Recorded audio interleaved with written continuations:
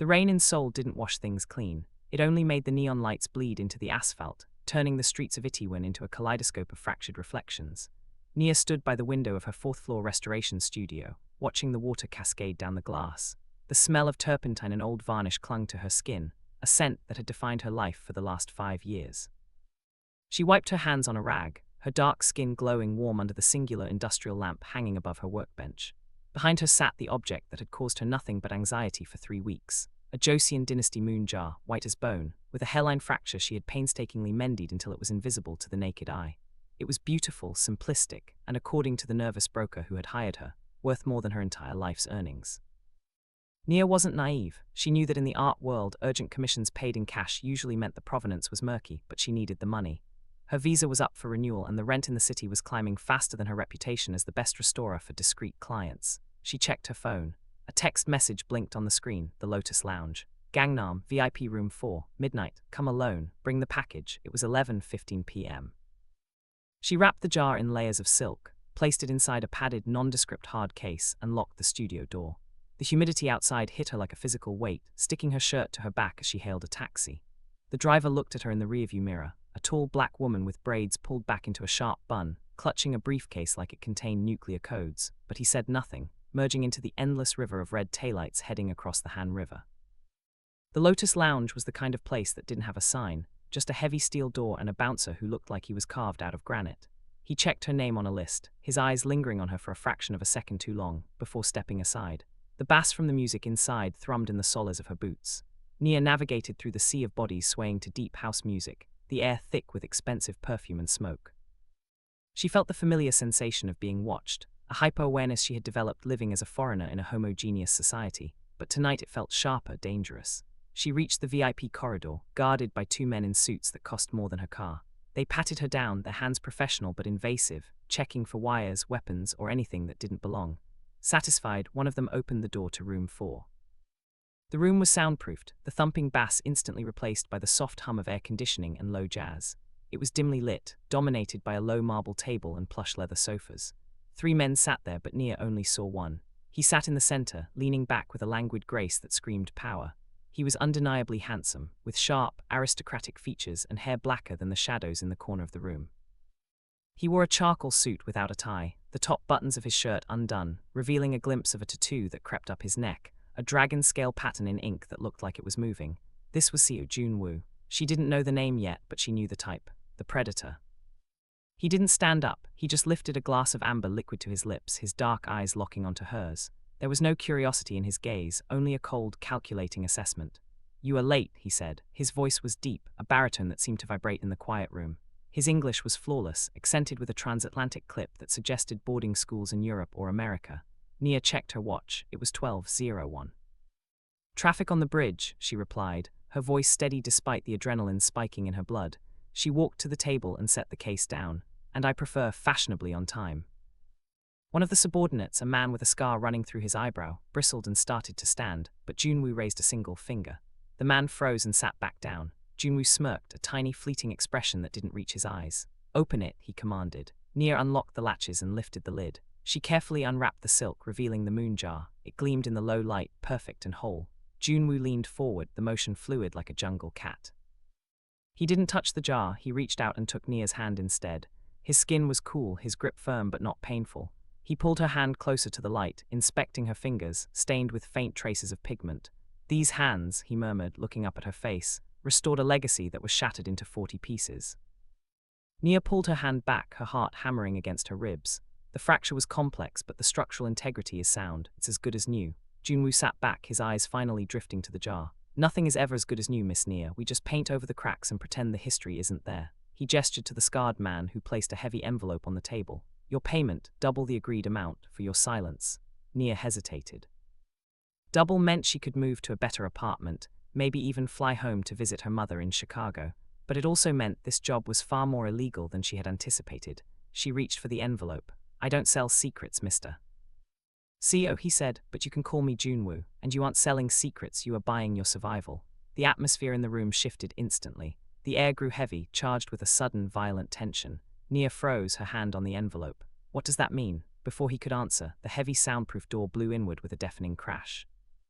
Wood splinters and drywall exploded into the room. Nia was thrown backward by the force of the blast, landing hard on the carpet. Ears ringing, she looked up to see the hallway filled with smoke and men in tactical gear wearing white masks. Gunfire erupted, silenced, rhythmic fut-fut-fut sounds that tore through the leather sofas. The two subordinates were down instantly, red blooming on their white shirts. Joon-woo was already moving. He flipped the heavy marble table on its side, creating a barricade. He produced a gun from somewhere behind his back, a silver semi-automatic that looked like an extension of his hand. He fired 2 shots over the rim of the table, dropping the first attacker in the doorway. "Down!" he roared at her, his composure replaced by a terrifying intensity. Nia scrambled on her hands and knees, crawling behind the overturned table. The moon jar, the reason she was here, sat exposed on the floor. A stray bullet shattered it, sending the millions of one she had just restored flying in a cloud of white dust. Joon-woo glanced at the shattered porcelain, then at Nia. "What a waste," he muttered, reloading his weapon with a click that sounded like a judge's gavel. "Can you run?" "I'm wearing heels," Nia stammered, shaking, her eyes wide with terror. "Then take them off," he snapped, firing another round. "Or die in them." Nia kicked off her boots. The reality of the situation crashed down on her. This wasn't a robbery, this was an assassination. Joon-woo grabbed her arm, his grip bruising this time. "When I move, you move, do not let go of my jacket." He didn't wait for her to agree. He threw a flashbang grenade, where had he gotten that, over the table.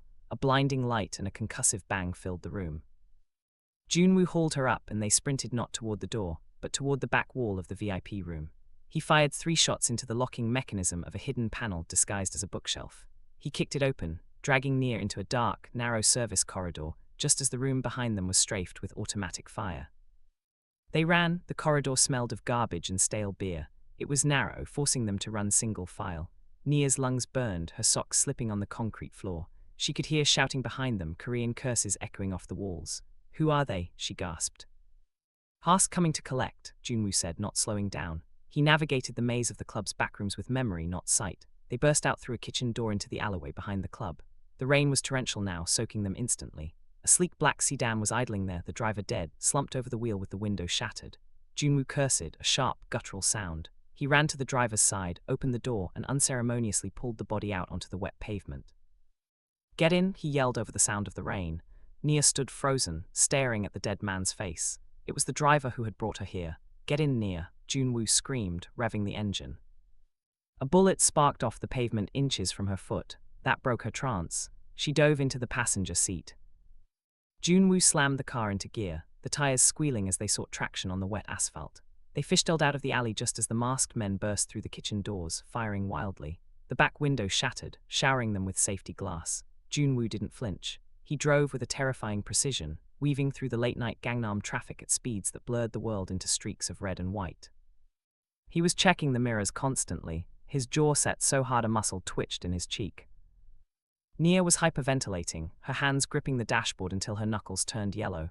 You're a gangster," she whispered, the realization stupidly obvious but needing to be spoken. "You're the Mafia." Joon-woo glanced at her, taking his eyes off the road for a microsecond.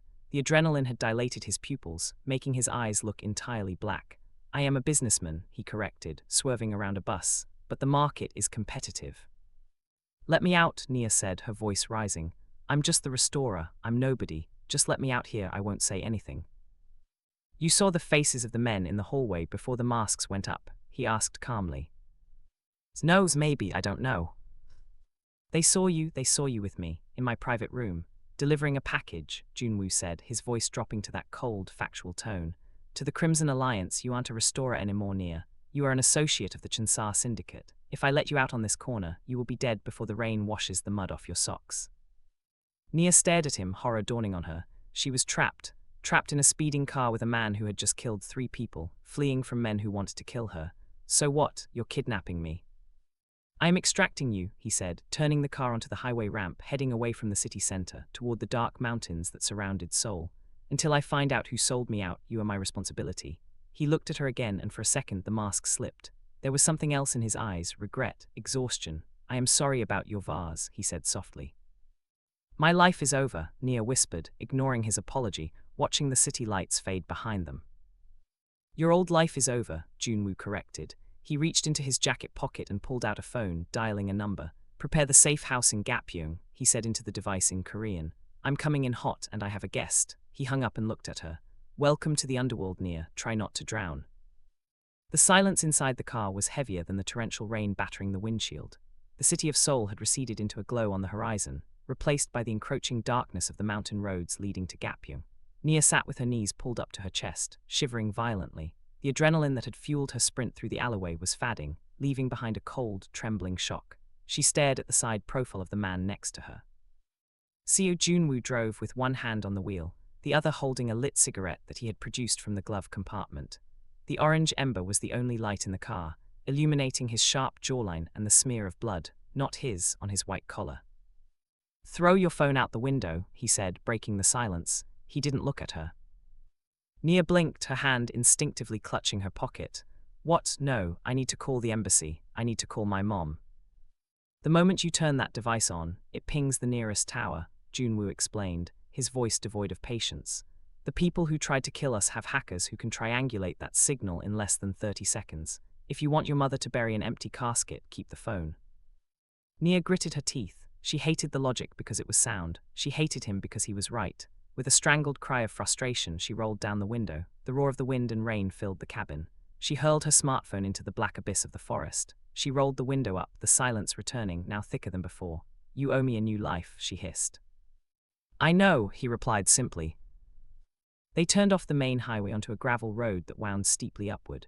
Tall pine trees crowded the path, their branches scraping against the roof of the battered sedan. Finally, the headlights swept across a massive gate made of black iron and timber.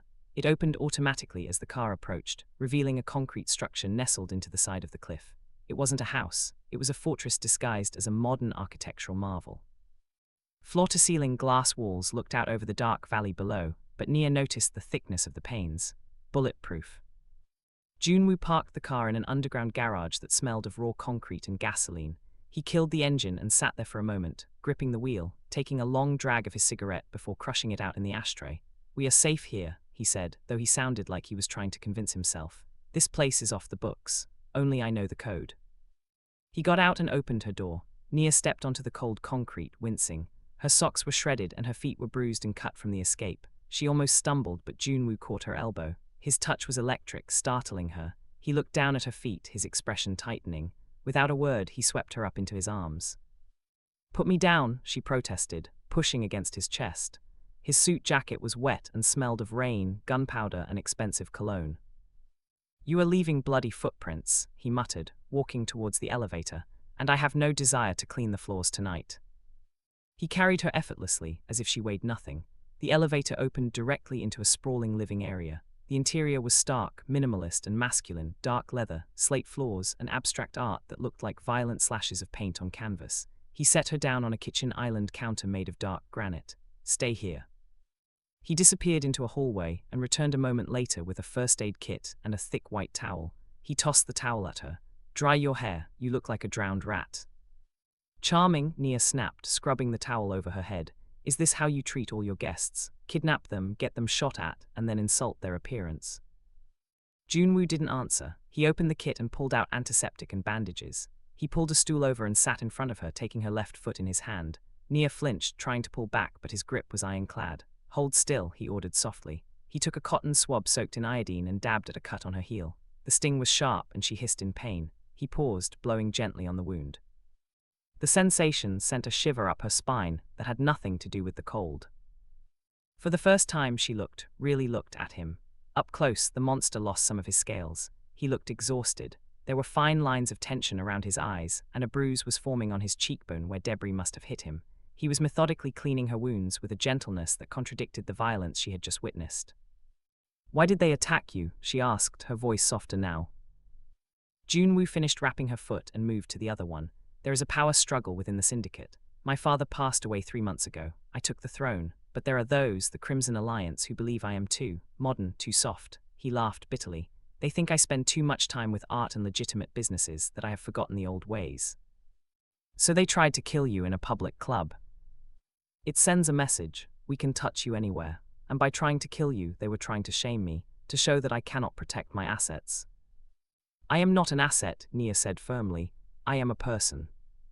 Joon-woo looked up, his dark eyes locking onto hers. His hand was still warm around her ankle. "In my world, Nia, everything is an asset or a liability. Tonight you became a liability. My job is to turn you back into an asset." or at least keep you alive long enough for you to become someone else's problem. He stood up, the moment of intimacy broken. There are clothes in the guest room down the hall. They belong to my sister, they might fit. There is a shower, use it. I need to make calls on a secure line. Nia slid off the counter, testing her bandaged feet. They hurt, but she could walk. She watched him walk towards the massive glass window, pulling a satellite phone from a hidden drawer. He looked like a king in exile, staring out at a kingdom of darkness. She found the guest room. It was sterile. Like a hotel room. The shower was hot, and she stood under the spray for a long time, watching the dirt and dried blood, some hers, some from the car, swirl down the drain. She scrubbed her skin until it was raw, trying to wash away the feeling of the dead driver's eyes on her. She dressed in a pair of oversized silk pajamas she found in the drawer. They were soft, luxurious, and made her feel small. When she returned to the living room, the lights were dimmed. Joon-woo was sitting on the leather sofa, a tumbler of whiskey in his hand. A bottle sat on the table, along with a disassembled handgun that he was cleaning with a rag. The juxtaposition of the domestic drink and the deadly weapon was jarring. "Did you find out who sold you out?" she asked, hovering by the hallway entrance. "No," he said, sliding the barrel back onto the frame of the gun with a metallic clack. "But I know who didn't. My lieutenants are either dead or silent. That means the leak came from high up, someone at the table." "The table?" "The council, the elders." He poured a second glass of whiskey and pushed it across the low table. "Drink, it will help you sleep." Nia walked over and took the glass. She didn't sit on the sofa next to him. She sat in the armchair opposite, keeping a barrier between them. She took a sip. It burned, but the warmth settled in her stomach, dulling the sharp edges of her fear. "So what happens now? Do we stay here forever?" "We stay here until I can secure safe passage for you," Joon-woo said. "I have contacts in Macau. I can get you a new passport, a new identity. You can go to Europe, maybe South America." "I don't want a new identity," Nia said, her voice trembling with rising anger. "I want my life. I want my studio. I want to finish restoring the Goryeo Celadon vase I have on my workbench. I have a date next Tuesday with a guy from the coffee shop. I have a life, Joon-woo." Joon-woo looked at her, his expression unreadable. "You had a life. That life ended the moment you walked into room 4. If you go back to your studio, they will torture you to find out where I am, and then they will kill you. If you go to your date, they will kill him just to make a point."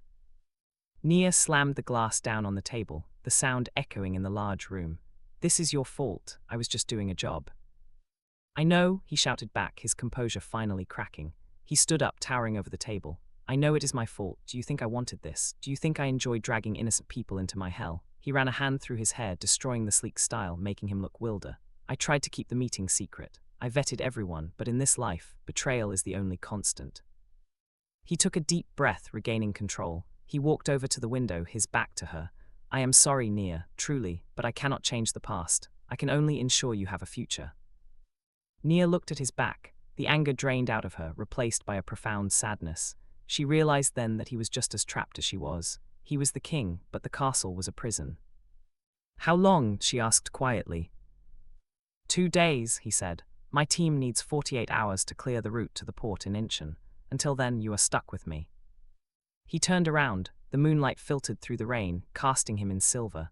"Go to sleep, Nia. I will take the first watch." "You're not sleeping." "I don't sleep when I'm hunted."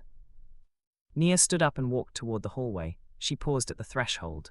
"The moon jar," she said softly. "You said we paint over the cracks and pretend the history isn't there." Joon-woo looked at her. "Maybe that's what you need to do," she said. "Stop trying to be your father. Stop trying to keep the porcelain perfect. Let it break and build something new." She didn't wait for a response. She went into the guest room and closed the door. She didn't lock it. She knew it wouldn't make a difference. She crawled into the cold sheets, listening to the rain. She thought she wouldn't be able to sleep, but exhaustion pulled her under. Sometime later, she woke up. The rain had stopped. The house was silent. She felt a thirst that scratched at her throat. She got up and crept into the hallway. The living room was dark, save for the moonlight. Joon-woo was asleep on the sofa, sitting upright, his head tipped back, the gun resting on his chest. Nia watched him for a moment. In sleep, the harsh lines of his face had softened. He looked younger. She took a step forward, intending to get water from the kitchen. Suddenly, a red laser dot appeared on the center of Joon-woo's forehead. Nia's breath hitched. Time seemed to slow down. She didn't think, she didn't analyze. She lunged forward. "Joon-woo," she screamed, diving onto the sofa, tackling him just as the glass wall behind them shattered into 1,000 diamond shards. The crack of a sniper rifle echoed through the valley. They tumbled onto the floor, a tangle of limbs and silk. Joon-woo was awake instantly, rolling them behind the heavy leather sofa as a second shot decimated the whiskey bottle on the table. They found us, he snarled, his body pressing her into the floor, shielding her. How the hell did they find us? Nia looked up at him, her heart hammering against his chest. You said only you knew the code. Joon-woo's eyes went wide with a horrific realization. The tracker wasn't on the car, he whispered. It wasn't on the phone. He grabbed her wrist, looking at the silver bracelet watch she wore, a gift from the broker who hired her. He ripped the watch from her wrist and threw it across the room. A second later, a bullet obliterated it. We have to move, he said, pulling her up. Now. The glass wall of the safe house was no longer a window to the world. It was a jagged maw, exposing them to the biting wind and the lethal gaze of the sniper. Joon-woo didn't give Nia time to process the destruction. He dragged her across the slate floor, staying low, moving on elbows and knees like a soldier in a trench. Another shot cracked the air, burying itself in the leather cushion inches from Nia's head. White feathers from the stuffing exploded into the air, drifting down like snow. Kitchen, Joon-woo hissed, his voice tight with pain. He had taken a shard of glass to the shoulder during the initial tackle, and blood was already staining his white shirt, blooming like a dark poppy. There is a service hatch behind the pantry. It leads to the drainage system. They scrambled into the kitchen. The stainless steel appliances gleamed coldly in the moonlight. Joon-woo kicked open the pantry door and shoved aside shelves of canned goods, revealing a heavy iron grate. He wrenched it open with a grunt of exertion, the veins in his neck straining. Go, he commanded. Slide down. It drops into a storm drain. It will be wet, but it is underground. Nia didn't hesitate. She looked at his bleeding shoulder, her eyes wide with fear, but she nodded. She swung her legs into the dark hole and let go. She slid down a concrete chute for 3 terrifying seconds before splashing into freezing water that came up to her calves. The smell was earthy, mud and wet stone. A moment later, Joon-woo landed beside her, splashing water up the walls. He immediately pulled the iron grate above them shut and locked it from the inside. They will breach the house in less than 2 minutes, he whispered, the sound echoing in the tunnel. We have to move. The drain empties into the river valley, 2 miles south. They ran through the darkness. The tunnel was cylindrical and slick with algae. Nia slipped twice, scraping her palms, but she didn't cry out. She focused on the back of Joon-woo's jacket, following him blindly. He moved with a limp now, the adrenaline warring with his injuries. He held his gun in his right hand, his left arm hanging uselessly by his side. After what felt like hours, the air grew fresher. They reached the end of the tunnel, covered by a mesh grate. Joon-woo kicked it out, the rusted metal giving way with a screech. They tumbled out onto a riverbank, the sound of rushing water drowning out their heavy breathing. The rain had stopped, but the forest was dripping, cold and hostile. We need to get to higher ground, Joon-woo said, leaning against a tree, his face pale in the moonlight. The road is up there. If we are lucky, we can find a car. You're hurt, Nia said, reaching out to touch his shoulder. Her hands, trained to handle delicate porcelain, now hovered over a man who was made of iron and violence. You're losing blood. I have lost more blood from a paper cut, he lied, though his voice was strained. He looked at her. She was shivering violently, her silk pajamas soaked and ruined, her feet muddy and bleeding. Without a word, he took off his suit jacket. Underneath, his white shirt was plastered to his skin, translucent with rain and sweat. He draped the heavy jacket over her shoulders. It was warm from his body heat and smelled of him, gunpowder, cedar and blood. You'll freeze, she argued, trying to give it back. I run hot, he muttered, turning away to scan the ridge. Keep it. If you get hypothermia, I have to carry you, and right now I don't think I can. They climbed the embankment, moving through the dense underbrush. The physical exertion warmed them slightly, but the tension was a cold knot in their chests. Every snapping twig sounded like a gunshot. They reached the edge of a secondary road, a narrow strip of asphalt cutting through the mountains. There, Joon-woo pointed. About 100 yards down the road, a small rundown gas station sat dormant, a single light flickering under its canopy. Beside it was a mechanic's garage. We steal a car, Nia asked. We borrow transportation, he corrected. Stay here in the tree line. I will clear the building. No, Nia said, grabbing his arm. You can barely hold your gun straight. You're shaking. Joon-woo, I'm coming with you. He looked at her, surprised by her defiance. He saw the fire in her eyes, the same determination she used to fix broken things. Fine, he conceded. But you stay behind me. If I shoot, you drop. They approached the station like ghosts. The garage was dark, but the small office had a light on. Inside, an old man was asleep in a chair, a television playing a rerun of a variety show. Joon-woo bypassed the office and went for the garage door. He used a lockpick from his belt, a slender piece of metal that danced in his fingers, and clicked the side door open. Inside, the smell of oil and rubber was overwhelming. Sitting on the lift was an old, beat-up Hyundai truck. It wasn't fast and it wasn't armored, but it had an engine. Joon-woo checked the ignition. "No keys," he whispered. He knelt under the steering column, pulling out wires. Suddenly, the door to the office opened. The old mechanic stood there, blinking, a double-barreled shotgun in his hands. "Who's there?" he shouted in Korean. Joon-woo froze. He was under the dashboard, in a vulnerable position. The mechanic raised the shotgun, aiming it at the shadows where Joon-woo was crouched. "Don't shoot," Nia screamed, stepping out from behind a stack of tires. She raised her hands in the air. "Please, we need help." The mechanic swung the gun toward her, startled. "Foreigner," he muttered, confused. "What are you doing here?" "My husband," Nia improvised, her voice trembling but loud. "He's hurt. We had a car accident up the mountain. Please, sir, he's bleeding." The mechanic hesitated, the gun lowering slightly. In that split second of distraction, Joon-woo moved. He didn't shoot the man. He lunged from the car, covering the distance in 2 strides, and struck the man hard on the temple with the butt of his pistol. The mechanic crumbled to the floor, unconscious. Joon-woo stood over him, breathing heavily. He looked at Nia. "Husband," he raised an eyebrow. It was the first thing that came to mind. She snapped, her heart racing. "I just saved your life."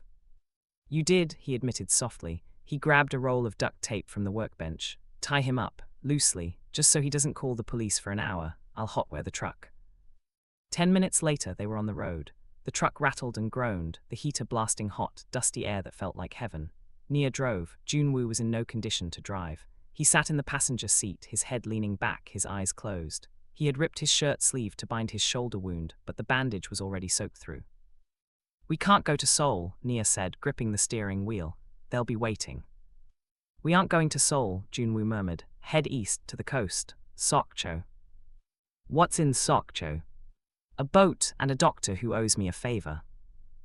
The drive took 3 hours. They drove in silence mostly, the radio playing static. As the sun began to rise, painting the sky in bruised shades of purple and orange, the adrenaline finally faded, leaving them exhausted.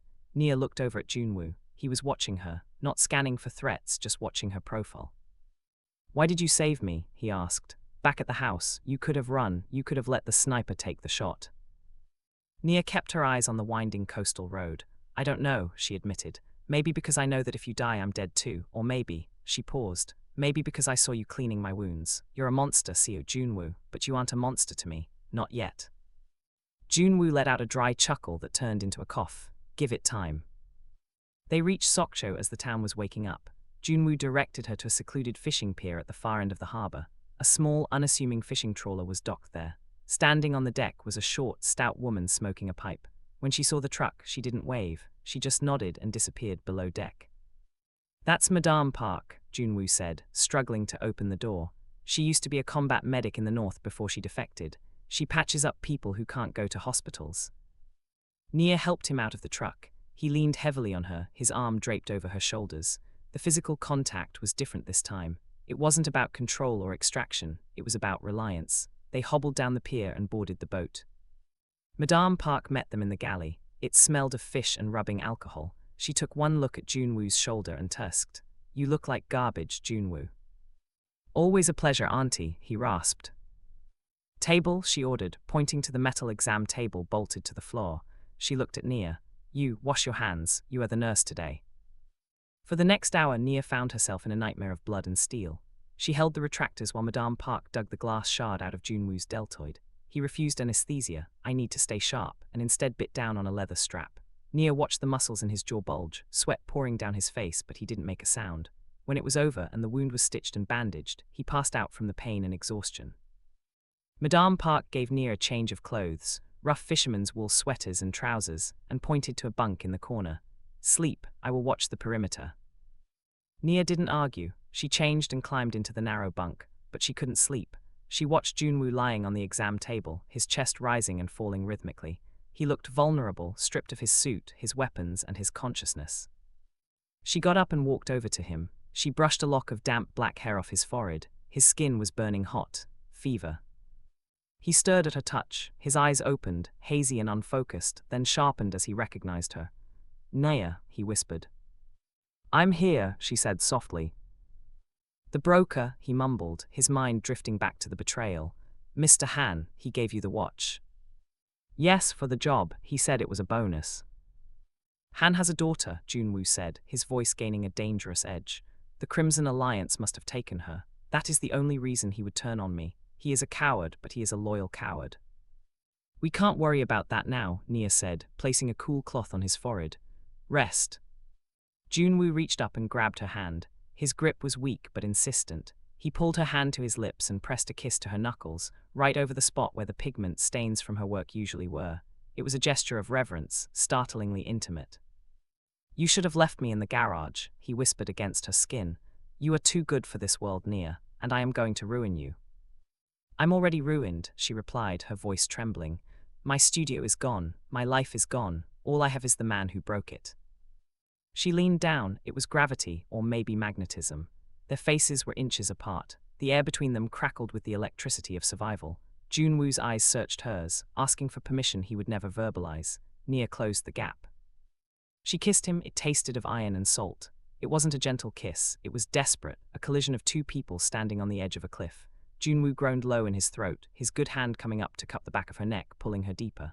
For a moment, the mafia, the assassins, the pain, it all vanished. There was only the heat of his mouth and the desperate beat of her own heart. When they pulled apart, breathless, Joon-woo rested his forehead against hers. When this is over, he vowed, his voice a low growl, I will burn the city down for you, I will give you everything. Burn the city later, Nia whispered, stroking his cheek. Just survive now. The moment was shattered by the sound of heavy boots on the deck above.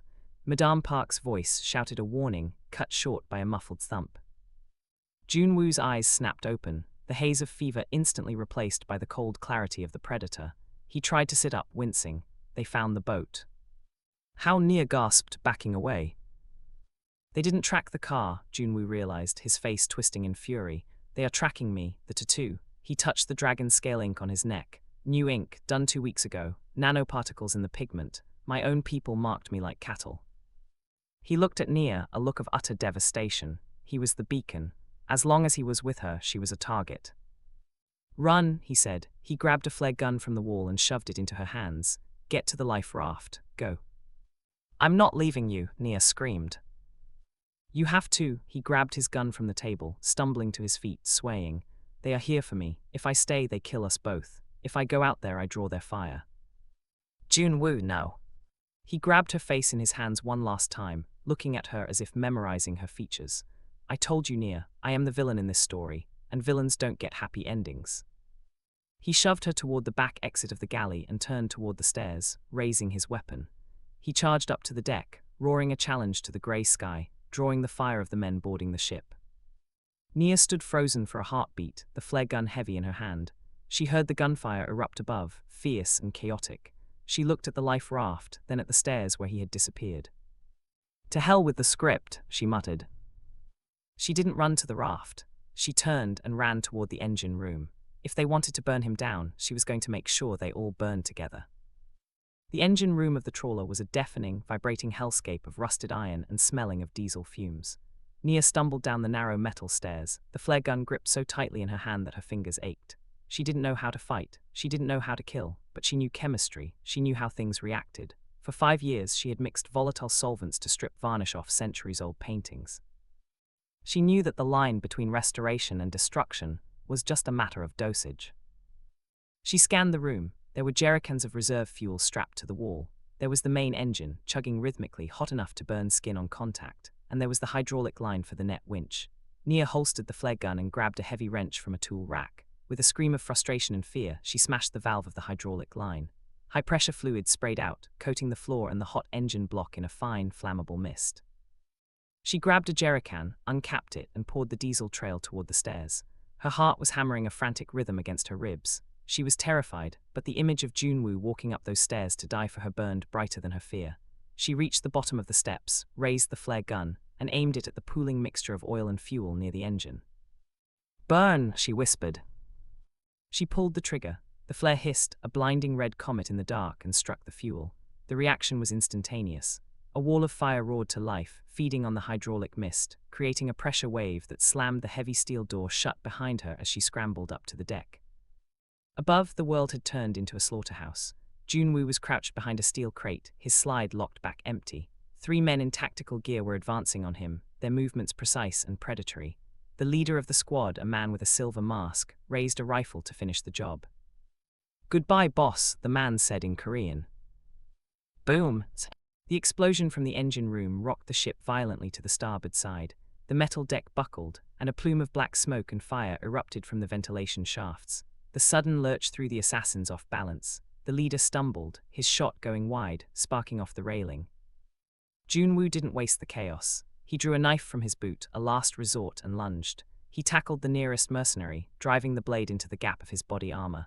But he was weak, his shoulders screaming in agony, and the other 2 men recovered quickly. They turned their weapons on him. "Hey!" The scream cut through the smoke. The assassins turned. Nia stood at the top of the cabin stairs, silhouetted against the raging inferno rising from below. She looked like a vengeance spirit, hair wild, face smeared with soot, holding a fire extinguisher. Before they could process what she was doing, she pulled the pin and hurled the heavy metal canister into the fire billowing from the hatch.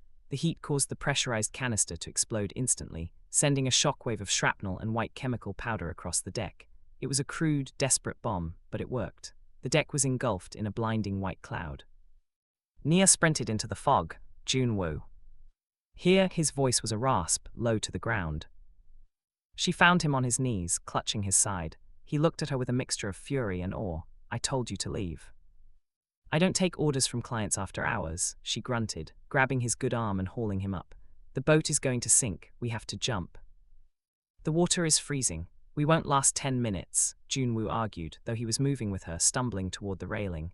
The heat from the fire was becoming unbearable. The paint on the deck was beginning to blister. "Better to freeze than burn," Nia yelled over the roar of the flames. They reached the railing. The assassins were firing blindly into the smoke, bullets whizzing past them like angry hornets. Below, the dark, churning water of the harbor waited. "Together?" Joon-woo asked, looking at her. His eyes were clear now, the resignation gone, replaced by a fierce will to live. "Together," Nia said. They vaulted over the rail. The shock of the water was like a physical blow. It punched the air from Nia's lungs, paralyzing her limbs. Darkness swallowed them. She kicked toward the surface, gasping for air as she broke the water.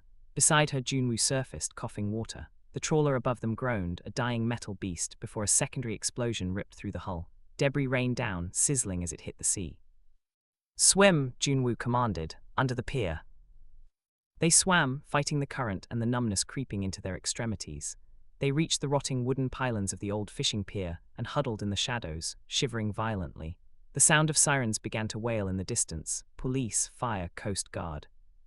We made it," Nia chattered, her teeth clicking together. Joon-woo didn't answer immediately. He was leaning against a pylon, checking his neck. "Not yet," he whispered. "The tracker. As long as I have this skin, they will find us. The water blocks the signal for now, but once we are on land." He pulled the knife from his belt. His hand was shaking, but his eyes were steel. Nia realized what he was about to do. "No," she said, grabbing his wrist. "You'll bleed out. You'll hit an artery." "It's the only way, Nia." "No, it's not." She looked around desperately. The water lapped against the wood. "The signal. It's nanoparticles, right? Metal." "Yes." "Then we burn it out," she said, her voice trembling but resolute. "We don't cut it. We cauterize it. It destroys the ink and the tech." Joon-woo looked at her. "That will hurt. More than dying." He managed a weak, crooked smile. "Do it." They found shelter in an abandoned boathouse further down the shore. Nia found a rusty lighter and a piece of scrap metal. She heated the metal until it glowed angry orange. Joon-woo sat on the floor, gripping a piece of driftwood. He nodded once. Nia pressed the hot metal to the dragon's scale tattoo on his neck. Joon-woo threw his head back and screamed, a raw, primal sound that was swallowed by the sound of the wind and the distant sirens. The smell of burning skin filled the small shed. Nia wept as she did it, hatting herself, hatting the world that made this necessary, but she didn't pull away until the ink was gone, replaced by a blackened, angry burn. She dropped the metal and collapsed against him. He was panting, sweat mingling with the seawater on his face. He wrapped his arms around her, holding her so tight it hurt. "It's done," he rasped, his voice wrecked. "I'm a ghost." 1 year later. The sun in Florence was different from the sun in Seoul. It was golden, lazy, smelling of cypress and baking dough. Nia walked down the cobblestone street, a basket of fresh produce on her arm. She wore a simple linen dress, her hair loose and curly, moving in the breeze. She stopped in front of a small, nondescript shop with a wooden sign, Ristori e Anticita. The bell chimed as she pushed the door open. The shop smelled of turpentine, old varnish, and espresso. At the back of the shop, a man was bent over a workbench. He was sanding a wooden frame with meticulous, rhythmic strokes. He wore a simple canvas apron over a white t-shirt. A jagged, star-shaped scar was visible on his neck, peeking out from the collar. He looked up as she entered. Seo Joon-woo, or Luca, as he was known to the locals, put down the sandpaper. The darkness that had once shrouded him was gone, replaced by a quiet, watchful peace. He wasn't the king of Seoul anymore. The Chansar Syndicate believed he had died in the explosion in Sokcho. The Crimson Alliance had claimed victory and subsequently torn itself apart in the power vacuum. He walked around the counter, wiping his hands on a rag. "You're late," he said, but his eyes were smiling. "The market was crowded," Nia replied, setting the basket down, "and I prefer fashionably on time." He laughed, a genuine, deep sound that still made her heart skip a beat. He reached out and took her hand, inspecting her fingers. "No pigment today." "Just tomatoes and basil," she said. He pulled her close, his hands settling on her waist. The scar on his neck brushed against her skin as he leaned in. "I received a call today," he murmured against her ear. "Someone has a Ming Dynasty vase. Shattered. They say it's impossible to fix." Nia smiled, wrapping her arms around his neck, feeling the solid, living warmth of him. "Nothing is impossible to fix, Joon-woo. You just have to be willing to get your hands dirty." "I love you," he whispered, the words no longer feeling like a foreign language to him. "I know," she replied, kissing him softly. "Now help me close the shop. We have a life to live." Outside, the sun dipped below the terracotta roofs, casting long shadows. But inside the shop, amidst the broken things made whole again, there was only light.